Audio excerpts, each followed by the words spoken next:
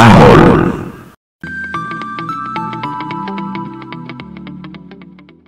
Temps de la parole. Entre eux et Dieu. Voilà pourquoi il est écrit, ce sont vos péchés, vos crimes qui vous mettent une séparation. Nous sommes séparés de Dieu alors que nous vivons dans le péché. Et Dieu, par sa divine bonté, par son amour, il nous a prouvé son amour. Dieu s'est approché de nous. Il s'est approché de nous en premier. Esaïe Yesu, Yedemobikisi, Esaïe Yesu. Il s'est approché de nous. Il ne se fait pas tenir compte. Il y a que bateau, baza bateau na mabe. Il était là. Il était là. Au milieu de nous, il était là. Et là, je vous parle, il est aussi là avec nous. Nanzoto oyo ya masumu, nanzoto oyo ya ekobo, nanzoto oyo ya wana ekamwisa batu, mais comment muto azalaki ndumba azalaki tienne, Zambé pe a poussé ton bien-aimé dans le Seigneur. Dieu nous aime malgré nos péchés, malgré nos défauts, Dieu nous aime, malgré nos erreurs, Dieu nous aime. Oh Jésus, namoni muta oto sala masumu azobi mabwena presse mutu kelinge tout gangi Jésus aya sauvé mutu ka dévié. Non, c'est Dieu là, il est tellement merveilleux. Yango elekela nga sona mona mutu qui m'a prié. David a dit, il vaut mieux un jour dans le parvis que 1000 ans ailleurs. Qu'est-ce que la Bible nous dit? Psaume chapitre 31, verset 24 à 25. Aime l'Éternel, l'inanzame, puisqu'il y a des autres personnes. Apriaka samelaka jenaka, mais alinganzame te, yalinga win, yalinga amona, c'est-à-dire que balati la touche. C'est ça qu'elle lui aime. Yalinga yoka ba instrument. Yalinga c'est-à-dire qu'alinga boye, yalinga boyete. Et beaucoup de gens sont en train de souffrir aujourd'hui parce que tolingi mingi oyo tomona na misu. Or nous sommes appelés à aimer ce que otomona te na misu. Nous sommes appelés à aimer, à accepter ce que nous ne voyons pas dans nos yeux. Aime l'Éternel, vous qui avez de la piété. Yo oyo obanga kanza. Yo oyo yebili loba ya nzambe. Aime Dieu de tout ton cœur. Dieu a besoin de ton cœur, pas de ton argent, puisque l'or et l'argent lui appartiennent. Tout ce que tu as dans ta main, ce n'est pas que c'est Dieu qui te l'a donné. Et la Bible nous dit que la bénédiction de l'Éternel est Dieu qui enrichit. Il ne se fait suivre d'aucun chagrin.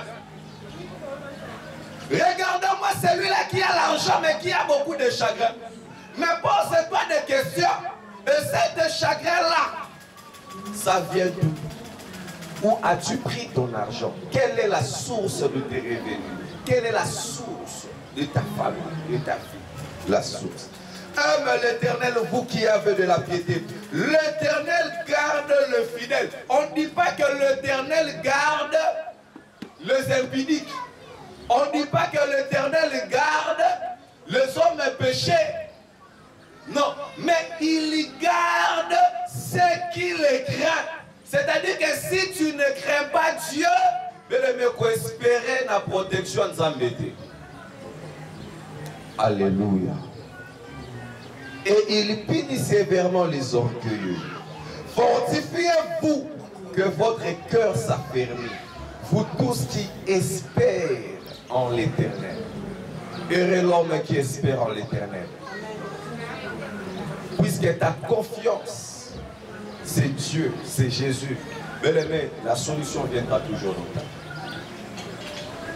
ta. Azanzambé, c'était juste le verset de méditation pour l'ouverture de notre prière de ce soir. Et là où tu es, Zambalo l'Éternel est Dieu, Totiki, prière ya poko lelo na maboko na yo.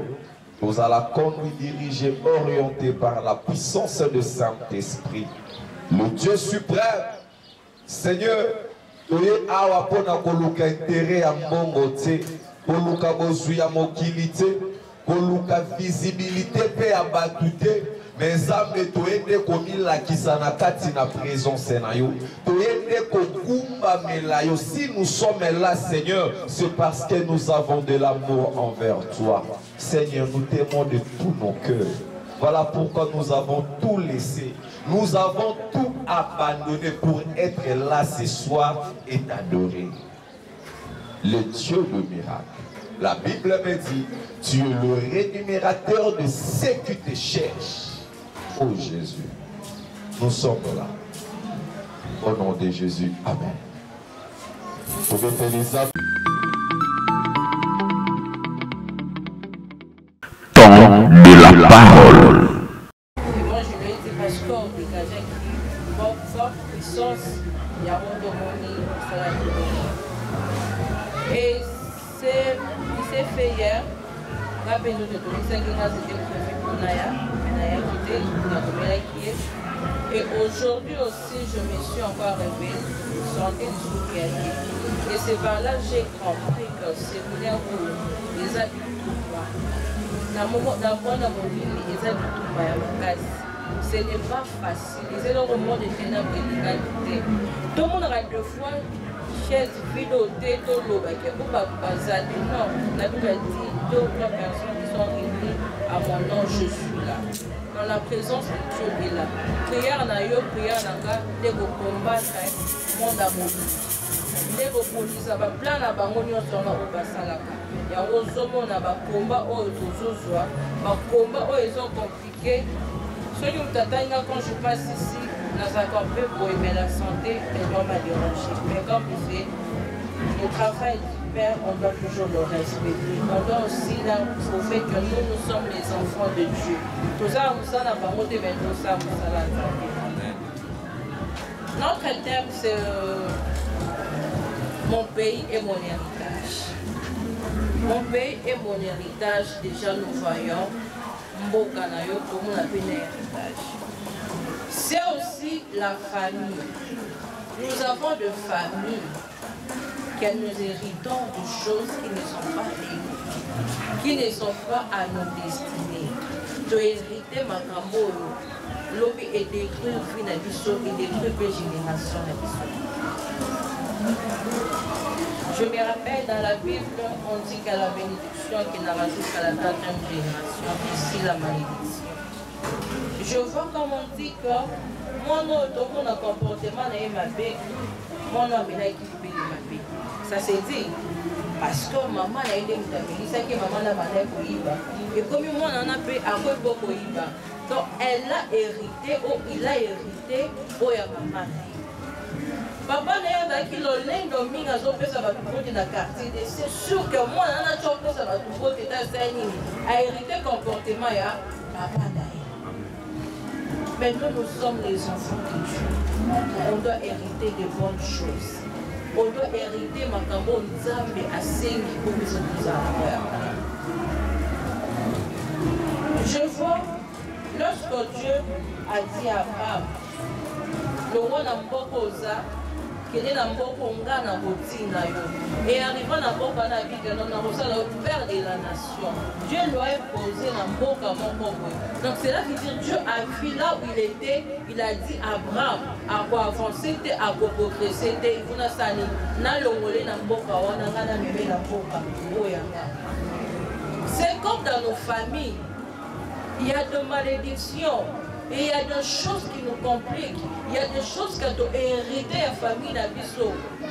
Mais si quand Bisso de Rosalie, c'est la prière.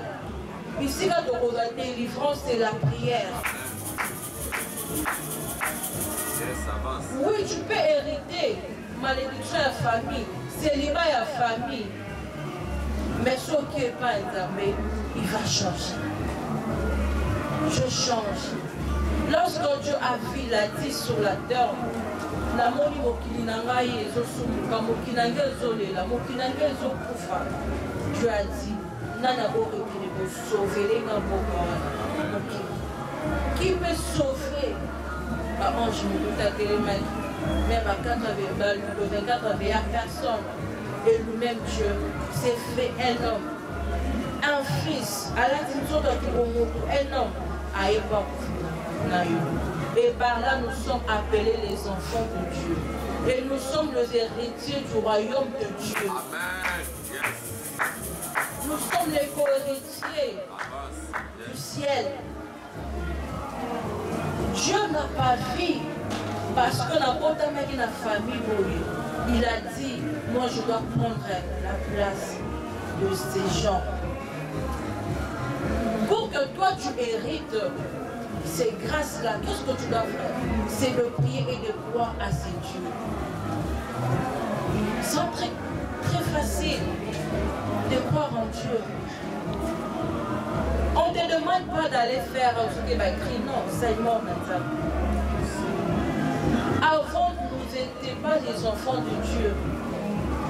Avant, c'était difficile de parler avec Dieu. Il y avait le parfum.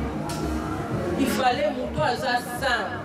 Thomas Moussaï Nanzambe, Akelele na kana yo, Akeya Koti na parfum. Abali Kosambela na kana. Mais il y a des personnes qui ont dit que la bonne a offert. Mais Dieu dit non, mes enfants ne peuvent pas continuer comme ça. Je dois envoyer mon fils, Jésus-Christ. Et quand il est venu, et c'est par là que nous sommes appelés les enfants de Dieu. Maintenant, on a hérité être les enfants de Dieu et puis appelés enfants de Dieu.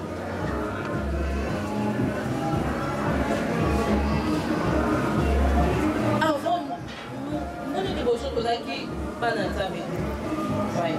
il y avait, au moins on connaissait que Dieu existait, mais on n'avait pas la facilité d'aller lui demander. Mais quand Dieu a vu, il a dit quoi? Il faut par vue, on est salé et canal. Par vue, il faut mettre un rapport à l'élo, et ça, malédiction, et ça, ma caméra, tout ça va finir, on a pas à l'élo, il faut canal. Amen. Yes, on est là, il faut canal. Amen. Sur la croix, Jésus a dit, tout est accompli. Yes. Mais tout est accompli. Alors, il y a quelqu'un qui l'a dit. Non, c'est pour toi et moi. Yes. Puis surtout, vous avez hérité au royaume des cieux. Mais comment fait-il, tu es consciente que malédiction, on a tout mal la famille et la nara. Jusqu'à présent, on a toujours dans l'eau. Et tu te dis que dans ça, il reste la porte et la porte en haut. Non, au côté en côté, tu dois prier sur ça. Il n'y a pas un prophète, un pasteur qui doit prier pour toi, non. Nous sommes là pour donner des directives. Mais la personne qui doit prier pour ta vie, c'est toi-même. Des fois, je dis, si je prie pour quelqu'un qui n'a pas la foi, en tout cas, parce qu'au monde, ceux qui vraiment ma camarade, est-ce que possible? Est-ce que possible avec Dieu, c'est que tu n'es pas croyant? Dieu nous a donné cette capacité à convertir nous on le fait en tant que Dieu nous a envoyé. Mais d'abord, c'est votre foi de vous. Mais si tu n'as pas la foi, ma soeur, qu'est-ce que tu vas faire? Ce soir, je vais te dire, quelle que soit la malédiction continuelle, quels que soient les problèmes qui te compliquent, quel que soit pour tes enfants, pour ton mari, et ça y en a. Dis-toi, je suis enfant de Dieu. Je suis l'héritier du royaume des cieux. Des fois, quand tu pries, tu dis, Seigneur, je suis venu devant toi. Tu t'es sacrifié pour moi, juste pour la maman. Mais si tu as les lisanga, si tu as les qui ont ma casse, c'était pour qui?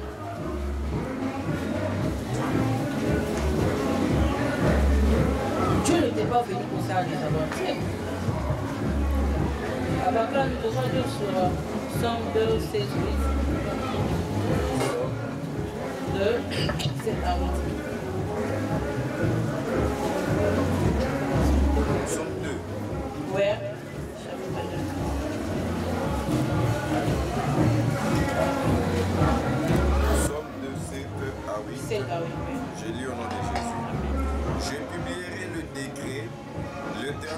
dit, tu es mon fils, je t'ai engendré aujourd'hui. Demande-moi et je te donnerai les nations pour héritage, les extrémités de la terre pour possession. Amen. Amen. Ah oui. Dieu dit, non, demande-moi et je te donnerai les nations pour héritage. Lorsque nous avons salué au Congolais, deux fois dit, Seigneur, je ne me suis pas demandé, mais moi je dois hériter au Isaac. Je dois résoudre au Isaac. Je ne suis pas venu accompagner quelqu'un sur cette terre. C'est par ta volonté que je suis Congolais. Tu sais aujourd'hui, ceux qui vont nous dire Congolais, nous ne sommes pas seulement en Italie, c'est tout ça qu'on a comportement Congolais. Yes. Ata tozana ba immeuble wana otolingaka madoana biloko nyonso tozanga na bakomportement bakongolais so basu baaméricain batie bango bakosupporte te pour dire que Dieu a dans la nation héritière. Et maintenant de ces nations tu dois hériter ça. Obligé tu dois hériter. Deux fois tu dis à Dieu, je suis congolais. Je suis congolais, c'est toi qui m'as demandé d'être une congolaise. Seigneur, je dois hériter. Amen. Il y a une personne qui m'a demandé aujourd'hui si tu pars en Europe, qu'est-ce que tu vas faire? J'ai dit oui, j'irai en Europe. Il y a une nationalité, mais dans l'origine, il y a Congo. Et quand je pars, je vais travailler, je vais prendre mon argent et puis rentrer, investir dans mon pays. Amen. Moi, je dois investir dans mon pays, arranger mon pays. Parce qu'ici, il y a de l'argent. Il y a une personne qui me dit dans la mouka à 4 cailloux, mais qui sort, donc on m'a dit ça là 8 h, 9 h. Moi, deux fois, j'arrivais au travail à 10 h, 11 h. Au moins, on attend la salle, on a matin, on dans la C. Mais quand tu es en Europe, là, il faut la mouka tombe. Mais ici au Congo, nous, on est déjà libre. Qu'est-ce que je disais? Puis, cette mentalité, nous sommes déjà tabatés, nous sommes la liberté, nous sommes à l'aise. Je dis, je vais rentrer dans mon pays, je vais travailler. Et puis, dans un moment, je vais rester ici. Et si je continue ma vie ici, pourquoi on dit que non? Je vais voir ça comme il est un Français, mais il est originaire congolais, tout comme ça. Pourquoi on dit ça? Parce que bah, il est originaire. Il faut qu'on gâte. Non, tu peux dire que tout cas pour Jimini, et pas que je vous gâte, peu importe. Nous avons dit que nous avons Congo, à Bonzara, originalité. Il faut sentir un peu de moi, à Oulouba. Il faut sentir un peu de moi, à Oulouba. Et puis, c'est pas de la guinée, puis c'est pas de la question. Et là, il y a une question. Et les Kinaki, qui ont la fille, pour passer par les yoga. C'est ça. Dieu dit. Ah oui? Demande-moi et je te donnerai les nations pour héritage, les extrémités de la terre pour possession. Quand tu es au pays, tu dois demander à Dieu, je dois hériter au Isaac Congo. Moi, je dois résoudre au Isaac Congo. Peu importe, tu m'envoies. On a quel Libana Moka, on a quel États-Unis. C'est pour travailler. Et le roi est au la classe. C'est des même aussi quand tu voyages aussi. Tu fais quoi? Tu rentres au pays, tu investis dans ton pays. Il y a encore le président qui pouvoir le malgré qu'ils ont critiqué, mais je sais avec Dieu, ces pays doivent changer. Amen. Je crois avec Dieu, mot va changer. La Bible dit toute autorité vient de l'Éternel. Si Dieu a tel que président, il sait le pourquoi tel que président. C'est qu'il y a quelque chose qui va changer dans ces pays. Et aussi, moi et toi, on a le devoir de prier Dieu que Mboka Oyosani ait changé. Quand on se passé belé. Dernièrement, je dis à papa, bien, quand on marche, je dis, papa, il dit, si je ne m'ai jamais parlé pour le pays. Et je lui ai dit au moins 4 fois, mais il ne me répondait pas. Mais aujourd'hui,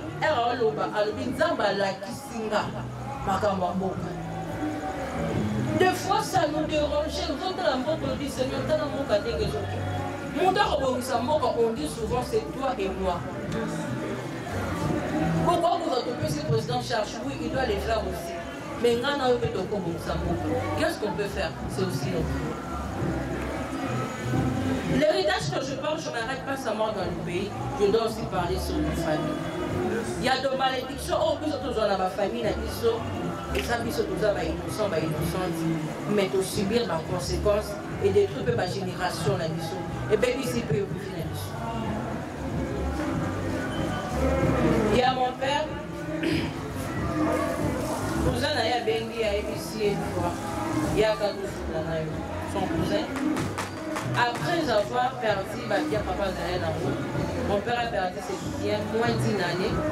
Vous avez un bon, mais moins d'1 année à 5 000 bon. Mais comment vous avez ici, comment il passe bien sur son monde? Vous avez un collier de 12 ans, et vous avez ça va en classe. Ils ont dit sur ma ça. Est-ce que tu peux comprendre quand même? Je rate un peu l'histoire, peut-être un jour dans la semaine avocat, on a oublié ta histoire en escalier. Il s'est fait quand j'avais 17 ans, elle a passé à 6 ans d'humanité. Tout le monde qui l'attend, à l'époque, on avait un protocole, on a qui l'attend, qui mis sous ça, il a bien été. Il est babarant, la femme, il a dit que le monde a ramoué le mot, il est réveillé, et quand il est réveillé, il a zone, il a l'allée. Mon père a bien parce que le même jour, des trucs qui sont pour tous ma bataille. Donc, mais quand on a fait non, on a mon fou, non, on a bien touché ta maman, en tout cas, nous avons bien été mis sur ça en rapace. Évidemment, elle était trop stricte, maman m'a cassé. Et comment il passe? Je dis, quand je connais ma mère, bon, je le laisse alors. Donc, comme il a beau par mon père, je lui dis, papa, en tout cas, je ne me sens pas bien. Toute la journée, Miss Nanga, oh, ils ont bien été. Soit l'hôpital que l'hôpital, on attend sa mission. Papa, c'est bon, c'est pas grave. Donc, comme il est 18h à 19h, si papa, Miss Nanga, on a équilibré comme un flou. Papa, bon, il bouge au bon papa, Bettinamba. Donc, je dis, papa, je ne peux pas blaguer avec lui.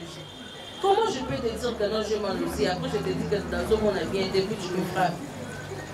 Et bien, c'est tout. Le matin, donc, il est l'hôpital. Le docteur a tellement limité. Donc, il est limité, parce qu'il est à Saint-Joseph. À Saint-Joseph, Tokyo, dans ce cas, quand je parlais, dans ce monde, on appelle je parle de 17 ans, en 2009. Dans ce monde,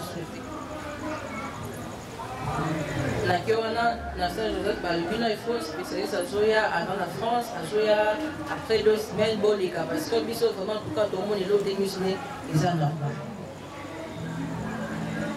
Tokomi, 2 semaines et cookie, Tokomi spécialiste à Ezidinda. Talimi. Attends, je ne pas comme ça, Nina. Je ne peux pas dire, moi je suis pasteur et puis je suis commerçant, voilà. Sur sa pasteur est solo, pour ne pas te décourager, prie ton Dieu. Pour nous, on a malade, pour côté la nuit sur moi, prie ton Dieu. Et ce qu'on a, c'est ça.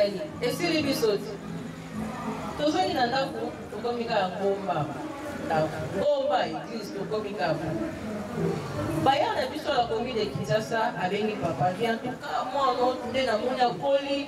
Jeune fille, non, pour y avoir mis la 6e, directement comme avec, moi je te propose, ma collègue Nangaï, Maïkari, il a déjà suspect, dans la bâtisse, mais un collègue Maïkari, va retraiter mon accord tout mon corps, maman, mon habiki.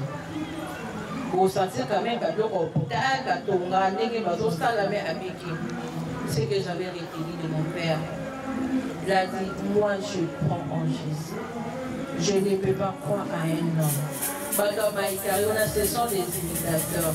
Tout ce que Dieu est capable de guérir ma fille spirituellement, paix à mon. On peut pas manquer. D'ailleurs, ma mère est à côté de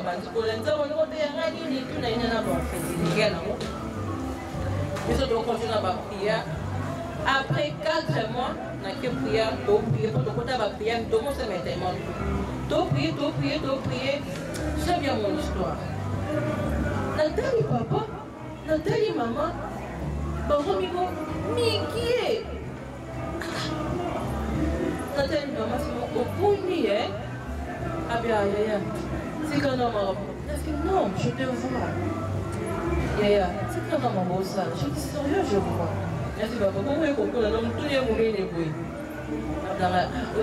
C'est sérieux, je vois, papa l'a dit bruit, maman l'a dit bruit. Tout le monde était. Et quand on pose à l'église, c'était là pour réciter. Frère Récile, qui est pas pasteur, attends la tâche de prière, tout est passé. Après, on a encore là au monde. On a vu notre compte à classe, quand on a la 6e, notre compte à classe, on a bitumba. On a aussi classe en Moka, on a aussi un accident. On a un problème. Nabi maman, pourquoi on a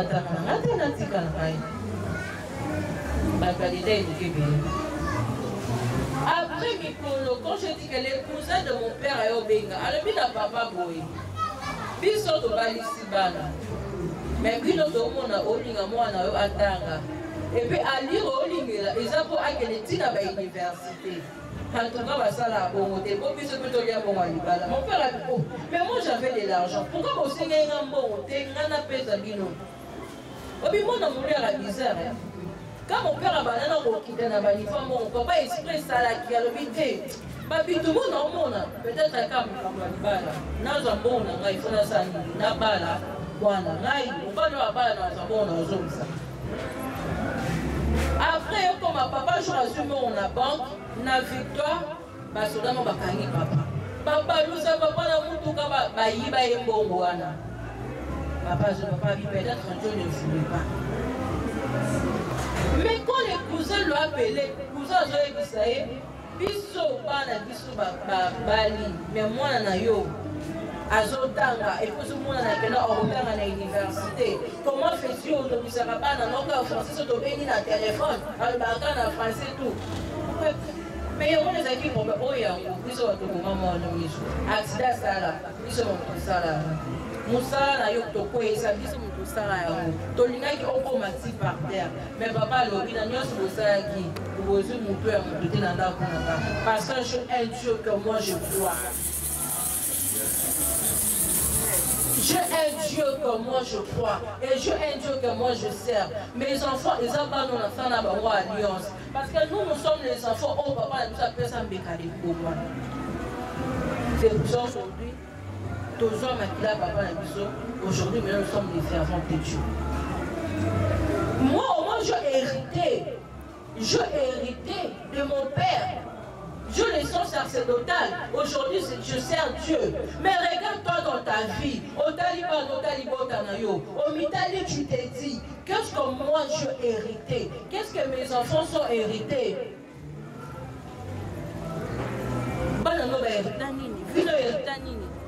Qui t'a dit son papa n'a pas pauvre? Il faut y poser à pauvre. Qui t'a dit son habitat pour la gueule que l'homme monte à la papa la bonne pas non ba bon qui t'a dit que ceux qui n'ont pas évolué, ils vont évoluer. Des fois, je demande aux gens, bon, va dans cet examen de conscience, et tu te dis, qu'est-ce qui ne marche pas dans ma vie? Pourquoi Bisso estime la vie sautée? Moi, je me sens sur le banc, je suis et c'est fait qu'un gars n'a liaka. Quand il y a un bâtiment de formant chaque jour, pour moi, je fais ça. Et puis tu te dis, non, c'est bon pour moi, non, je m'habille. Non. Dieu, il est le roi au ciel. Nous, tous on doit gouverner la terre. Lui, il faut gouverner notre pays. La terre nous appartient. Il faut pissoper tous en bon mois. Et puis la Bible nous dit, l'or et l'argent lui appartiennent. On ne doit pas les manger au ciel. Au ciel, on ira au Koumisaï. Mais bon, on les photos, on a moukillassé. Dieu nous a envoyés sur la terre. Ce n'est pas pour souffrir. Ce n'est pas pour souffrir sur cette terre. Et c'est pour réussir. Comment fait-on aujourd'hui la vie dans le bagage normal? Ce n'est pas normal. Parce que même ma famille va faire déraper. Et comme ici, ils sont normales. Ils sont au bout d'un dans la famille. Et c'est normalité. biso aussi ça la classe te eza normal te mutu nyonso alingaka sa mosala malamu mutu nyonso alingaka reso na vie mais ya yo ofesaka na mikakati fili oka na kolenga oherita nini obotama libota nini lekran poma aussi mapango tokotaka eza na mapango sokosi omimemeli nde problème omemi nde ngambo fili oyo ebebi biso lopango tokotaka atonga na komuna ya kinshasa lopango ezaka compliqué garanti ya bato esilaka garanti ya bato esilaka garanti esilaka babimaka so garanti esila mama binga jamais de la vie na komimaka awa garanti esila ata balukinga maka baswanisinga basali ngai ekosimba te comme preuve bato nyonso bakota na lopango wana abima sans garanti. Imaginez-vous maman mo ana bana mibale na poto bana na bafuta ekenda kwa $400. Maman na basomele mutuka esika po ebono sa transport mais maman na abima sans garanti akomo vana na ndako ya famille. Il y a des choses que tu hérites même dans le quartier. Au quotidien dans le quartier, on a na yo bakoy bandumba, bakoy bakuluna. Ba hérité on a dans le quartier. Il y a une fois je dis, pour tu hérites ma bête, on va prier. Puis si quand on se yo kotia makolo, ata ba dit que le pain moyen dans la kindoki. Osani, tu dois t'imposer. Au bout d'un temps, le mobile est là. Donc, moi, je dois. On est partout dans le terme qu'on a. Moi, je dois hériter. Et puis,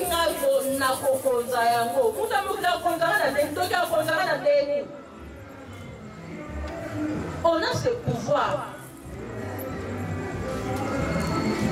Et quand je ne me sentais pas bien, je dis non, la pasteur, on a essayé, mais je dis non.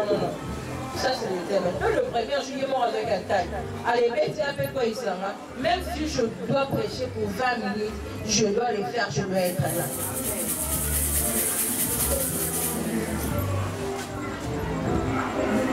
Lorsque la vie est au bas, il est au convaincu que dans un beau rapport. Et quand on a fait, on a avancé, tout le temps il y a la classe, quand on continue à faire, quand on a tiré l'eau. Et au salaire. Moi, difficulté à mon il y a moi passagère, et Dieu a fait grâce, bien, moi ouverture la famille combien. Et encore avant les cadets à papa, j'avais dit aussi à pasteur, lui vraiment c'est mon papa, je parle avec toi. Alors j'ai vu sa maman, elle a vu ça l'objet. Ici, dans la carrière, il y a un moni, il y a un fonds, il y a un décret, il y a un mata, il est qui. Avant que papa va bon. Et je vois comment le diable fait des choses. Oui, mais comment le diable a ça rien à vie dans moi. Ah, il va ça rien à vie dans moi. Donc, des fois, je me pose la question, même ma difficulté, on trouvait ça aussi normal. Nous avons ça normal. Mais oh, ils ont dit, avant, il y a un mon robot. Nous prenons la zone locale et ils sont. Vina on les est compliqué. Nous sommes allés dans mon tour, on va faire des naïe. Alors les gens vont bien se faire ça yo. Mais bébé ça ne fait pas na yo. A bébé ça fait na yo. Tu peux te dire, mon frère, ma soeur, il faut bien comprendre il y a des gens qui n'ont pas l'argent. Et le cesse c'est pour rien de pas. Cessez. Et je dis à mon père. On se base à la conscience que la vie n'a pas beau. En tout cas, c'est dans la boue. Papa va bien avant ça. Après ça, on peut aussi conscience que on s'attend que vous avez pas dans chef la vie. Le temps qui a pas il y a pas il y a on a le maman papa. Vous aurez même offrande pour continuer à parler. C'est très important. Vous aurez offrande, vous offrande. On va offrande nous a pour la bande yanga. Biso toza makasa obunda bituma.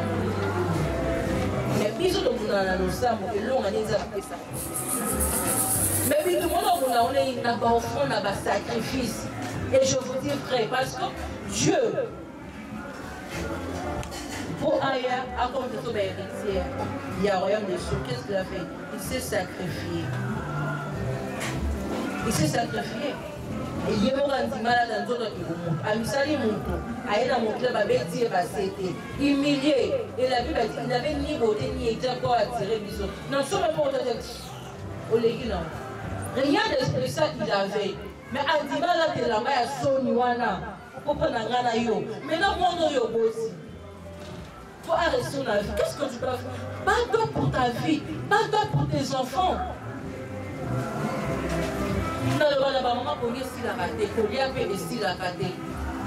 On dit que les enfants vont venir dans le à l'eau. Et moi, je vois ça chez mes parents. Mon père m'a travaillé. Mais parfois, on a chaque fait du monde. Non, il y a donc, il y a des provisions qui n'ont pas de ça, abonnement qui n'ont pas de ça, il y a maïs qui n'ont pas de ça. On va tirer à la bombe. Maintenant, toi, tu ne peux pas hériter de tes enfants. Est-ce que toi, tu ne peux pas hériter aussi de ta vie? Tu n'es pas venu accompagner une personne. Mon tout est comme ça, non. Mon tout est comme ça, qui a négé, attends, ma part, comme ça,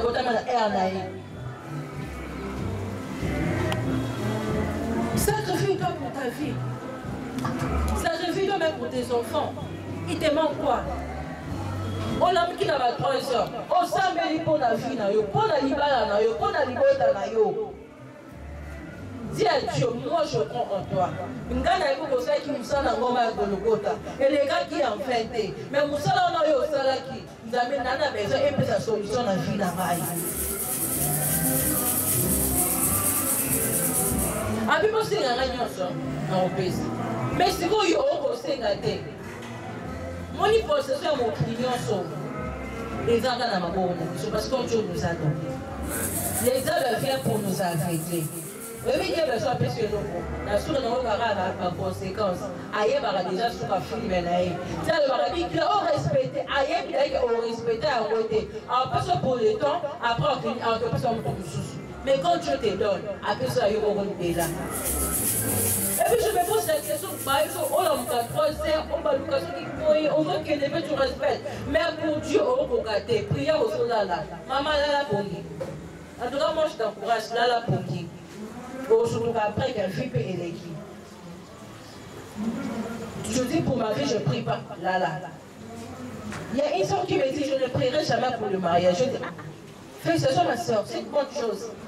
Mais il faut que la vie autour de ça n'ait mon côté. Tu peux pas m'appeler sur mon côté. Et pour que les combats que on a eu, est-ce qu'on peut te dire qu'une fille de 17 ans va être en beau tâté? Est-ce que ça a du sens? Docteur, c'est en beau tâté. Est-ce que l'on a des sens? Il y a une validité en beau tâté. Tu comprends les combats? Mais sur le tas, il y a des femmes âgées à son beau tâté. Basi nous sommes pendant ma parole à son beau tâté. Même si on a son beau tâté.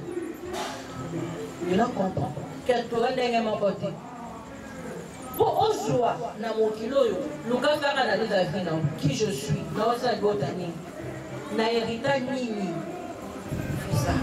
Depuis la côte du bon, n'a hérité ni. Depuis la côte de carton, on y est comme la banane. Depuis ça, analyse. Et puis qu'est-ce que tu vas faire? Maintenant, tu fais cette analyse, tu pries. Il y a 11 possessions dans le pango et au côté. Mais quand tu n'as pas cette force-là, maman, vino etika la rabu, etika li solo, pour faire mettre aussi la contribution. Yo, on fait la contribution à 10 000, 20 000. Ya. Au lieu de matin, on va chipper, ya, bambongo, ya, minene. Tu ouvres tu papa, on peut nous pour école, il faut te répéter à l'ambongo. Mais toi, tu dois mourir quand même, le monde. Oh, pour ça, qui va t'amener sur la carte. Maman, ouais, maman, on peut faire un mot de ma grâce, mais ta vie, non. Mais quand tu meurs, il y a un peu de la famille, il y a un peu de la bande, il y a un peu de la bande. Quand même on a l'occasion, il y a un yoga à maman, on peut répéter, on va pratiquer. Pour y aussi la rater. Quand même pour la wana, puis quand même pour y revenir. Prie pour tes enfants, prie pour ton mari. Même pour la bande qu'on a eu. Vous sont des bonheurs, bonjour. Zala la bénédiction est importante. Tu dois hériter hérité des bonnes choses. Oh, yo hérité à ma belle famille na yo. Dieu a couvert la émission pour donc ma bana nzambe. Il a fait ça. Nous sommes les héritiers du Christ. On a hérité ça.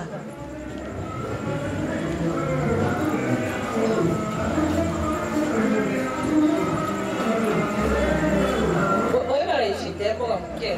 Oui, bah, mais pas que ça. Les bagues, ça va pas. Bon, et l'Égypte, les bagues, ça. Israël, pardon, chose. Les bagues, ça va ma trace, hein. Israël, aussi maintenant. Israël, Baba, les bagues, ça va la deuxième guerre mondiale. C'est les mêmes Européens. Adore mon pied. Mais il faut pas parler. Entouré dans ma Sarah, non, faut à la réalité. Pas dans ma Sarah, faut mettre la route dans les solos. Entouré, il va la wana. Faut mettre la route dans les solos. On m'appelle l'auteur, on a moto. Il a peur, avant la rabeyo. Oh, la personne va dire, eh, pour dire que la papa Jean, eh, papa m'a fait ça, mais là. Papa n'a pas de balle. Et puis, quand c'est ton rêve, papa n'a vraiment les gars étaient capables de faire des salades, papa là, ma balle bien. Écoute, Dieu peut bénir quelqu'un. À ton frère, na souka, na biboua, à ton frère, na roi, c'est pas bien pour les salades. Mon tour des comptes à rater. Nous avons encore créé mon balle à vie, on peut à mon, on peut élever. À quel point, à l'ouvrage, alors moi, je peux qu'on a fait dit. Après, qu'est-ce que tu dois faire? Tu dois te battre. Il faut faire de sacrifices. Quand le président de la République a joué ici, il faut voir ce qu'il a fait. À Rassamay, il va pasteur, on a fait des martyrs, et les offrandes qu'a fait ça, le pasteur, a fait un sacrifice pour le pays. Toi aussi, fais des sacrifices pour ta vie, pour tes enfants, pour ta femme, pour ton mari. Fais-le. Je connais la force d'un sacrifice. Et quand je dis ça, naïe bien moi. Peut-être que la bête est sur la soupe qui met ça moulaï. En continuant au jour dans ça. Tu dis à Seigneur, comme on a hérité, pour les gens, l'Iwa est autre dans la état ramaté. Ngana okufate funga na mona pe bana ngaba ozwa. Ngana okufate funa mona bana ngaba kepoto. Ngana okufate funa mona bana ngaba orisi. Zala wa Israël, oza mukeba obangisa kabanduki. Otele makapozo nganga makasi na loleno baba banga bayo. Zala wa Jif.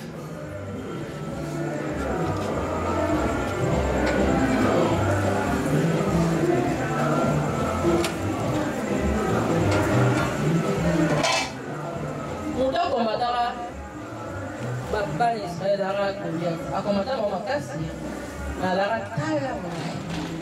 et quand tu as vu avec tes 9 ans côté là-bas, tu as poussé David, et on va tout faire, on t'a poussé David, on t'a poussé à combattre.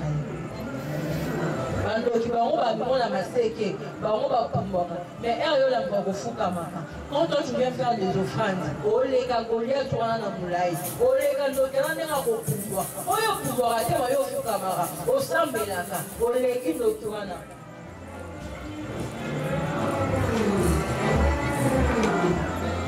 ce soir je prie comme nous savons de Dieu.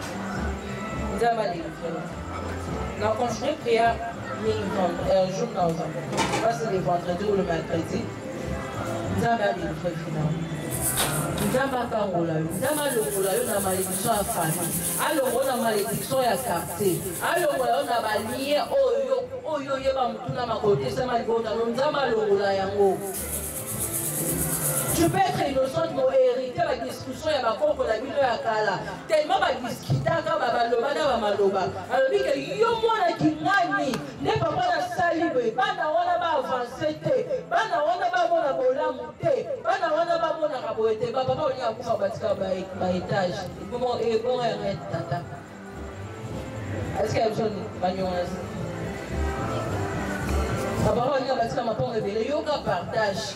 Le pain où il y a ma campagne, tu dois rester avec. Le pain où il y a bien ce bâtiment de zone. il y a une chose que je dois aussi dire. Soit qu'il va nous le pas monter, c'est qu'il a bango Jésus. Soit bana Jésus, soit le pas aussi, mais Jésus aussi qu'il a bango. Amen. Que Dieu vous bénisse. Tobeteli Nzambe maboko.